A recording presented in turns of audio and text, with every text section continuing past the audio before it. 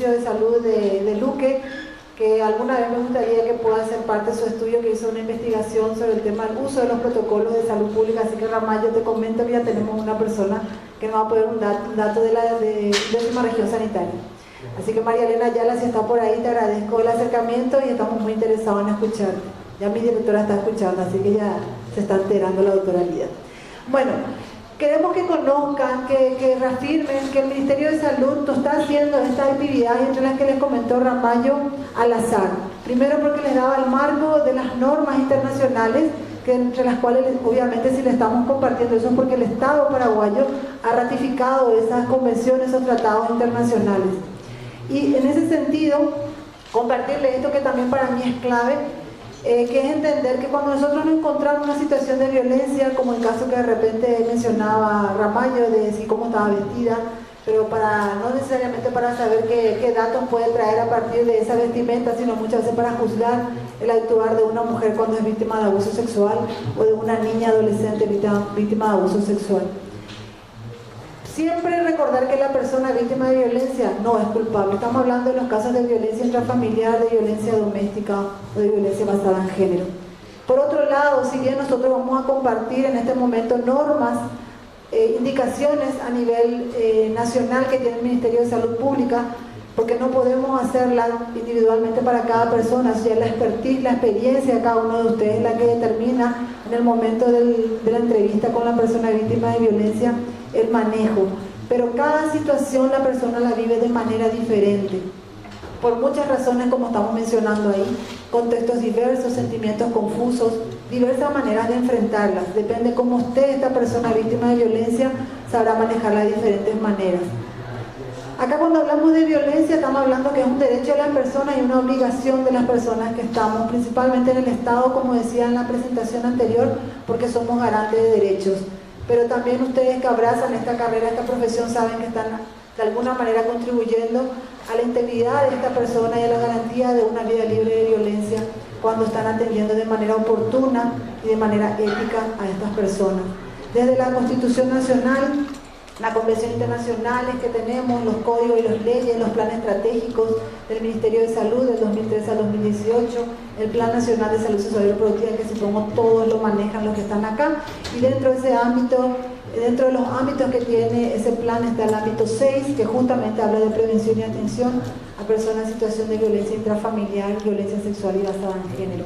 Pero también es cierto, y ya lo mencionaba Ramallo, algunas de las instituciones con las que nos vincula el tema de violencia, lamentablemente no es suficiente con lo que hagamos bien nosotros dentro de nuestra casa, porque la violencia atraviesa muchos aspectos sectoriales y que necesita ser intersectorial en el sentido de la integración de estos sectores, pero también porque la violencia tiene muchas dimensiones.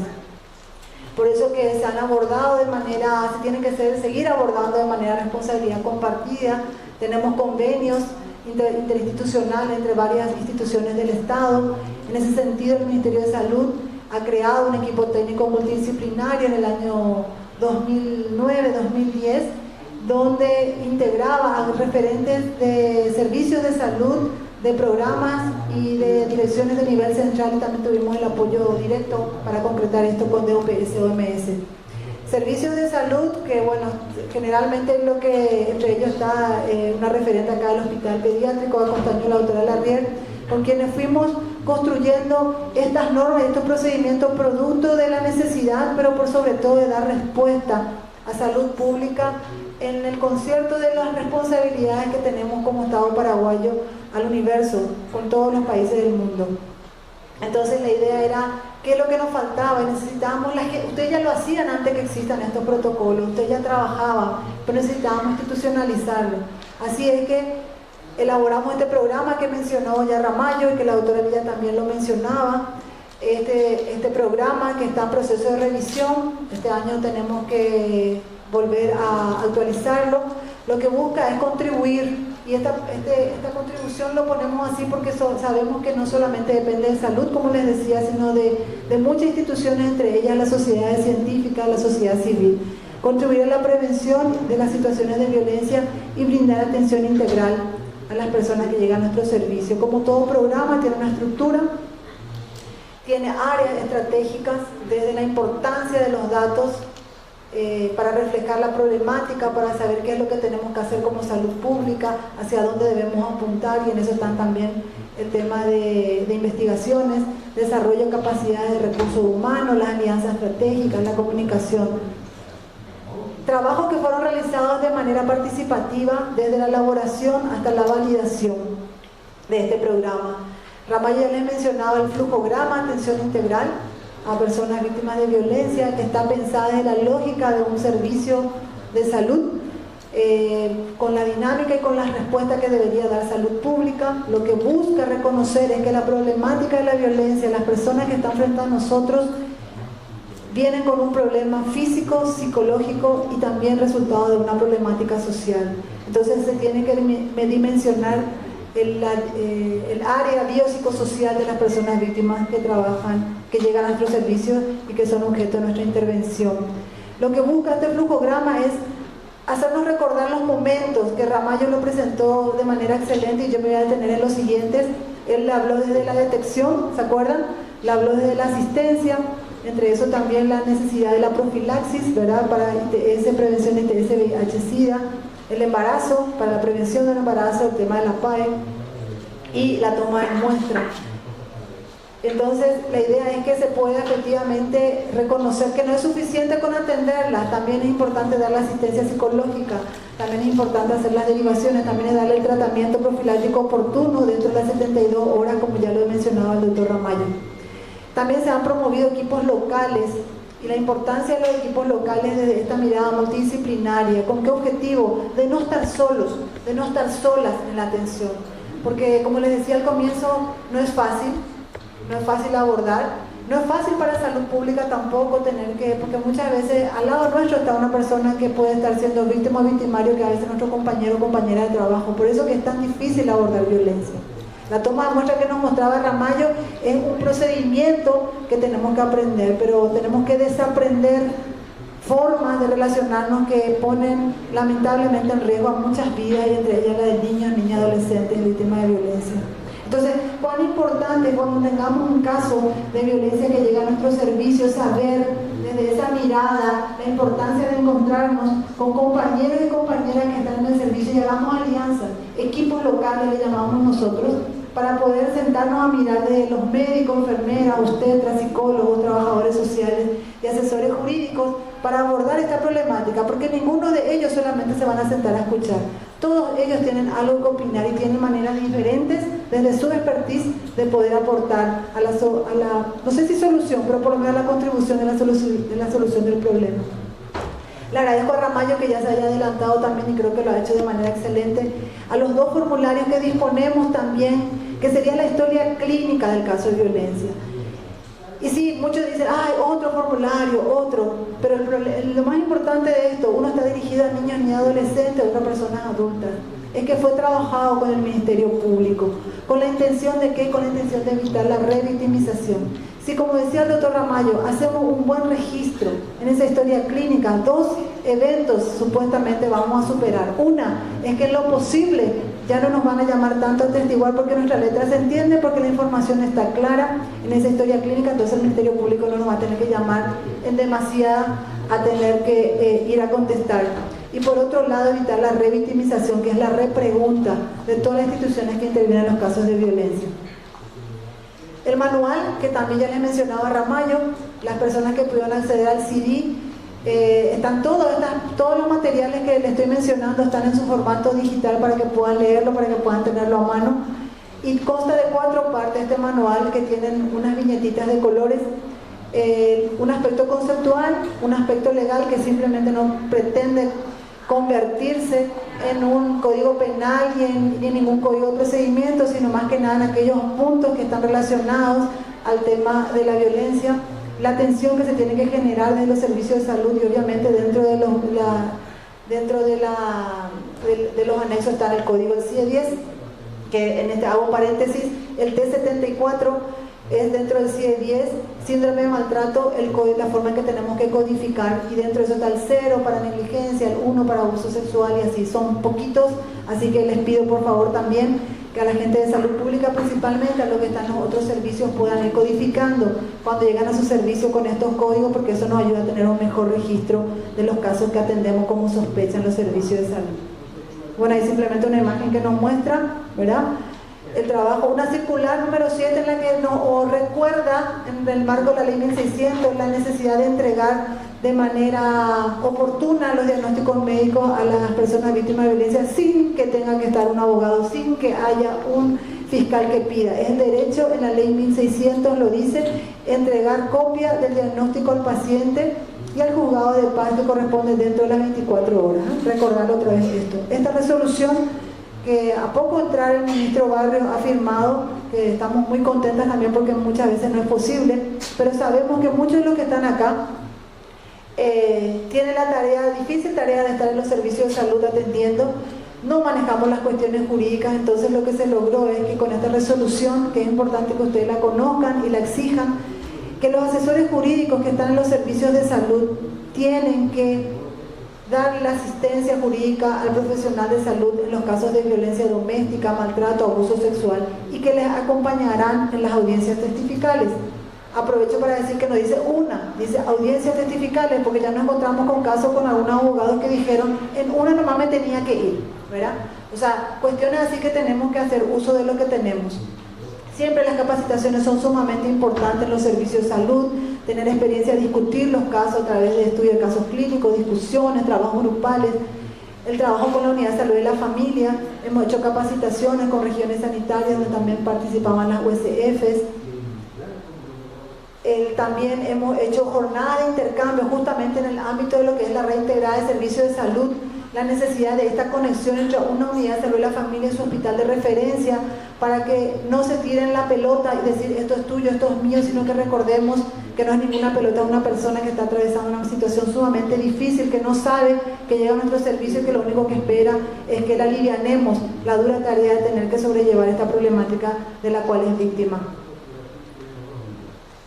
También, bueno, la cuestión intersectorial les decía, y esto porque es importante reconocer la importancia de la labor multidisciplinaria, la cuestión de trabajar desde lo local, desde el municipio, desde la región, desde lo nacional, evitar esta cuestión del vía crucis, no tiene un sesgo religioso, lo uso como algo cotidiano, coloquial que la gente usamos para afrontar lo que tiene que afrontar la víctima, porque la víctima llega a un momento de frustración, deserta del proceso, y dicen, sí, pero usted dejó la otra vez por el camino, desvaloriza nuestro trabajo, pero si nosotros no hicimos la tarea suficiente de poder hacerle sentir de que está siendo acompañada y atendida por nuestros servicios, o de cualquiera del estado que esté, obviamente que no va a sentir que deja acompañada.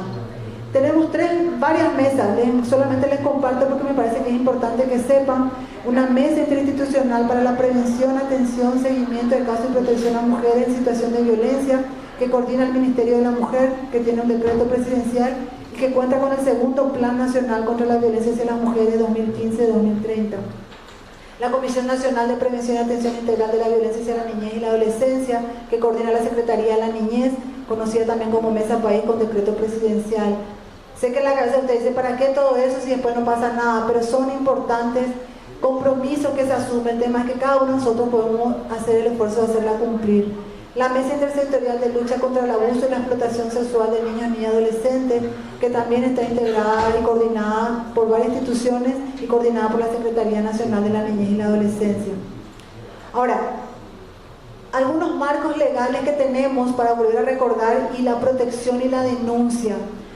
Ustedes saben que en el artículo 54 de la Constitución Nacional tenemos una expresión concreta donde habla de la protección del niño y donde dice que justamente el Estado tiene que garantizar el derecho de las personas, protegiéndole al niño contra el abandono, la desnutrición, la violencia, el abuso, el tráfico y la explotación. Cualquier persona puede exigir a la autoridad competente el cumplimiento de tales garantías. También tenemos el artículo 60 de la Constitución Nacional que nos habla de la protección contra la violencia, donde nuevamente nos menciona al Estado que debe promover eso. Por eso, cuando hablamos de esta problemática, no es que porque somos buenos o porque él quiere o no quiere, estamos hablando de un compromiso de Estado y los que somos funcionarios públicos tenemos la obligación de garantizarlo. En el Código de la Niñez y la Adolescencia, la Ley 1680, que habla de un artículo concreto, que es el artículo 5 de la obligación de la denuncia, donde dice que toda persona que esté en conocimiento tiene que denunciar. Y en principal incumbe el deber de denunciar, a los trabajadores de la salud, así dice el segundo párrafo de este artículo, a los educadores, docentes o profesionales de otra especialidad que desempeñan tareas de guarda, de educación, atención a niños, niñas y adolescentes.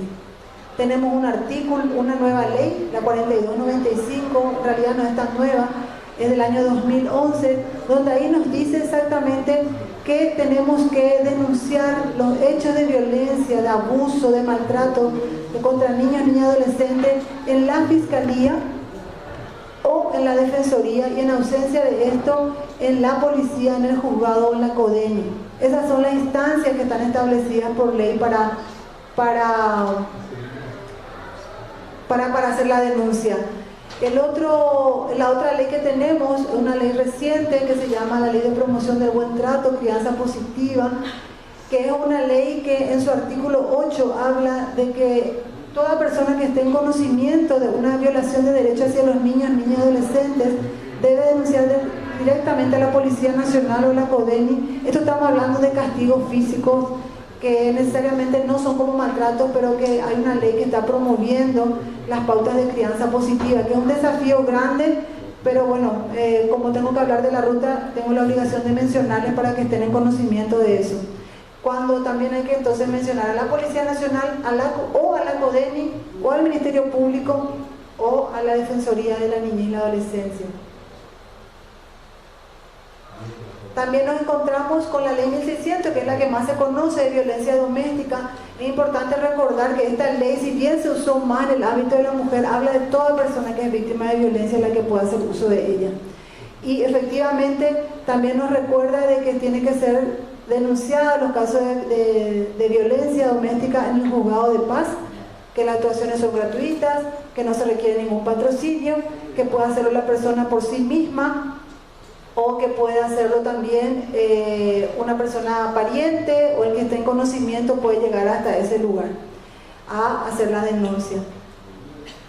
También quería comentarles que seguramente ustedes ya también habrán escuchado recientemente, en el año final del 2016 se promulgó la ley número 5.777 de protección integral contra toda forma de violencia hacia las mujeres. Esta ley también establece unas funciones para nosotros como salud pública, pero en lo que tiene que ver a la ruta de intervención, también establece que tienen que ser denunciadas la Policía Nacional a los juzgados sin necesidad de contar con patrocinio o representación de ningún abogado, que tiene que disponerse las medidas inmediatas de protección y que en ningún caso se tiene que rechazar una denuncia que llegue hasta esas instituciones.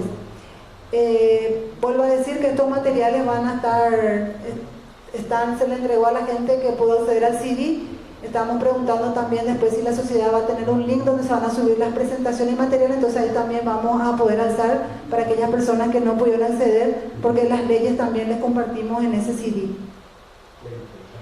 Bueno, esas son parte de algunas leyes que tienen estos procedimientos concretos y que se diferencian en algunos casos cuando se tratan de personas adultas, como el caso de la ley 1600, o cuando se trata de la ley 4295, que nos habla del procedimiento especial para los casos de maltrato.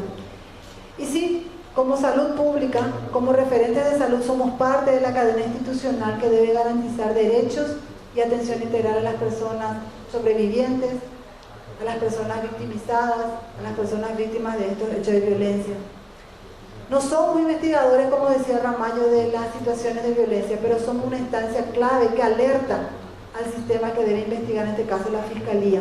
Lo que Ramallo por eso hablaba, insistía mucho, que nosotros lo que hacemos es, con las evidencias que tomamos, con la anamnesis que se hace, es alertar la sospecha de estas situaciones de abuso físico, de violencia sexual, de violencia psicológica en los casos que tienen que ver con otra instancia. Pero no podemos desconocer que somos parte de esa ruta.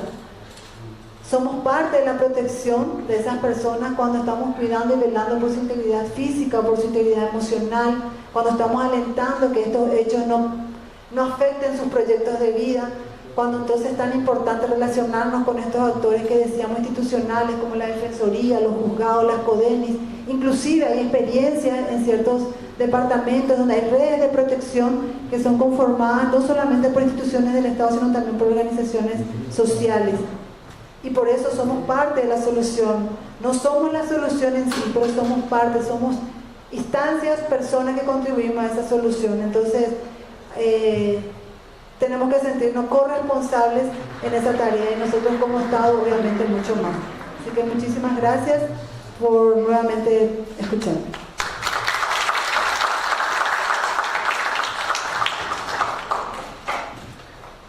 Bueno, muchas gracias María Elena, gracias Daniel Ramallo. Bueno, le voy a ceder a la coordinación a la doctora Cintia Prieto. Ella es directora ejecutiva del CEPEP, que es el centro que ya muchos de nosotros conocemos, ¿verdad? Bueno, entonces Cintia, además de agradecerle también su tiempo a la doctora Cintia, ¿verdad? Que pueda acompañarnos en nuestra mesa en el Congreso. Sí, quería unirme a las palabras de la doctora Lida felicitando a los organizadores de este congreso. Se ha dado un paso que nosotros creemos muy importante en la atención integral de las personas al incorporar este componente de la violencia como un componente más, saliendo de todo lo importante de la parte científica biológica a este componente que da un rostro humano a las situaciones que lastimosamente existen en nuestro país. El CEPEP ha hecho estudios sobre la violencia desde 1995, están todos disponibles en nuestra página web, pero hemos sacado a la opinión pública esta realidad que estaba escondida, soterrada y de la cual no se quería hablar. El último estudio que hemos hecho lo hemos llamado violencia reproductiva o control reproductivo, con casos en los que o se ha forzado un embarazo o se ha querido forzar un aborto por medio de la agresión física.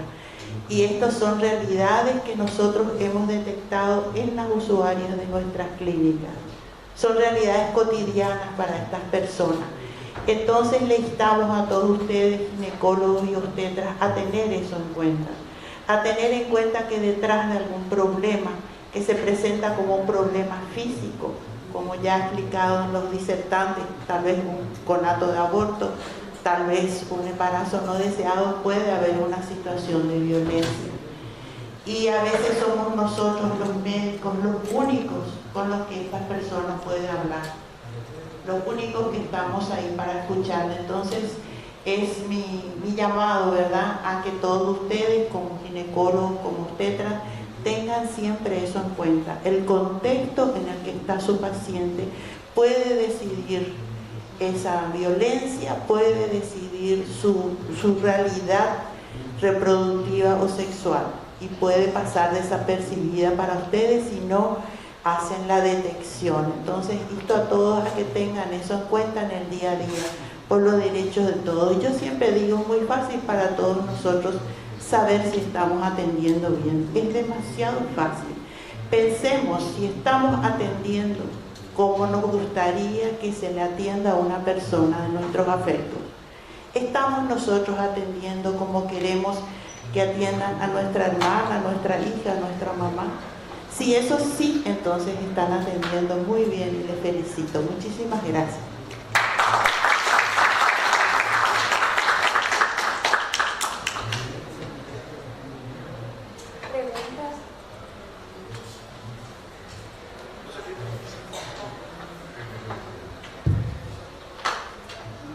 ¿Hay alguna pregunta? El profesor Batalla.